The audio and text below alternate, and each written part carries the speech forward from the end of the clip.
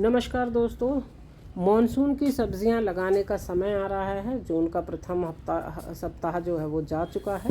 तो मॉनसून की सब्जियां लगाने से पहले जो मिट्टी हम इस्तेमाल करेंगे, जो हमारे पुराने गमले और जो ग्रो बैग्स में मिट्टी है, जो कि हमारी अब खाली हो चुके हैं, जो जो मिट्टी जो पौधे निकल चुके हैं, उसका हमें मॉनसून की सब्जियां लगाने से पहले कुछ ट्रीटमेंट करना बहुत ज़रूरी है।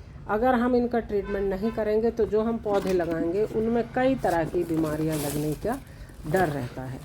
तो ये जैसे कि कई बार हमारा पौधे की जड़ें गलनी शुरू हो जाती हैं, कई बार हमारा पौधा पूरा बढ़ जाता है, खूब अच्छा हरा भरा चलता है और उसके बाद वो सूखना शुरू हो जाता है और पूरी तरह से सूख जाता है। और जब हम उसको निकाल के देखते हैं तो उसकी जड़ों में छोटे छोटे गोल गोल गांठें पड़ी रहती हैं।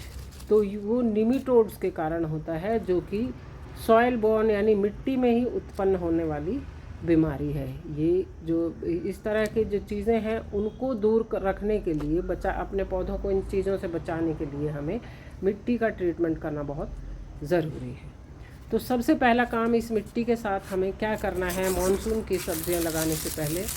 सबसे पहले इनको ग्रो बैग्स को इनको हमें खाली कर देना है और उसके बाद इस मिट्टी को हमें फैला देना है। और ये जो हमारे जो ग्रो बैग है या हमारे जो गमले हैं, उनको भी हमें, जो भी कंटेनर हैं उनको भी हमें धूप में, खुली धूप में रख देना है।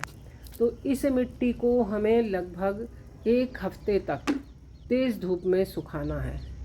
ये देख सकते हैं, इसमें मैं नीचे जो भी कचरा दबाती हूँ पूरा वो गल गया है। तो जब भी आप ग्रो बैग भरें उसमें नीचे पत्ते, लकड़ी, गत्ता जो भी मिल आपके पास, जो बायोडिग्रेडेबल आपके पास कचरा है वो उसमें डाल सकते हैं।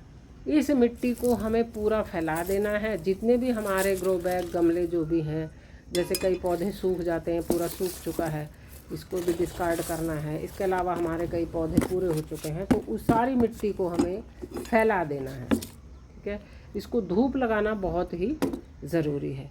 एक तो जो इसमें कई तरह के जो फंगस करने वाले जो कीटाणु होते हैं वो मर जाते हैं। जब हम लगातार इसको कई दिनों तक तेज़ धूप में सुखाएंगे तो ये जो है इसके में जो निमिटोड्स के जो अंडे हैं वो मर जाएंगे।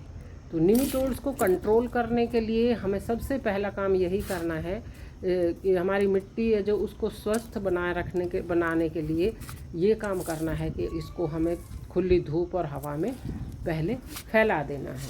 इसको रोज़ाना और इसमें इसकी मदद से या किसी लकड़ी की मदद से इसको थोड़ा सा इसी तरह से चला देना है। इसको जो है अलट पलट कर देना है, जिससे कि नीचे की जो मिट्टी है वो भी पूरी तरह से ठीक हो जाए, सूख जाए। तो आप इसको किसी प्लास्टिक की शीट पे या डायरेक्ट फर्श के ऊपर सुखा सकते हैं, जिससे कि नीचे से भी गर्म लगे और इसमें जो हमारी मिट्टी जो है पूरी तरह से सही हो जाए, कीटाणु मुक्त हो जाए। नहीं तो इसमें कई बार जो फंगल प्रॉपर्टीज़ होती हैं तो हमारे पौधे की जड़ें भी जो हैं वो गलनी शुरू हो जाती हैं और पौधे की ग्रोथ उतनी अच्छे से नहीं होती और धीरे धीरे पौधा जो है वो ख़त्म हो जाता है। तो इसके अलावा स्नेल भी हो जाते हैं, जो ज़्यादा नमी में लगातार रहते हैं। तो वो स्नेल जो छोटे छोटे घोंगे होते हैं उनकी संख्या बहुत ज़्यादा बढ़ जाती है और वो भी हमारे पौधे को ख़राब कर देती है। तो ये सब जो, अगर हम अपनी मिट्टी को इस तरह से सुखाते हैं तो पौधों में जो है, गमले में ये स्नेल भी पैदा नहीं होंगे, ये सब मर जाएंगे धूप में और इनके अंडे भी मर जाएंगे। तो 1-2 दिन की नहीं बल्कि कम से कम हफ्ते भर तक हमें ये धूप में जो है इनको सुखाना है। और जो हमारे ग्रो बैग हैं और गमले हैं उनको भी 2-3 दिन तक लगातार धूप में ही रखना है, क्योंकि इनमें कई बार उनमें भी ये जैसे स्नेल हैं उसमें अगर कुछ रह जाते हैं और वो जीवित रह जाते हैं तो वो सारे स्नेल जो हैं वो दोबारा से हो जाते हैं।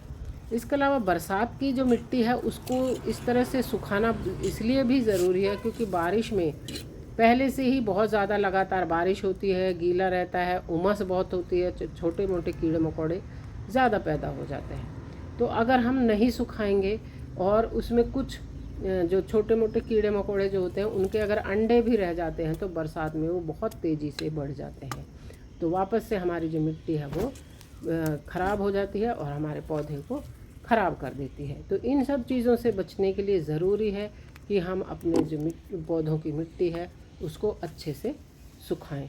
लगभग 1 हफ्ते की पूरी डायरेक्ट धूप दें। और अभी इतनी ज़्यादा धूप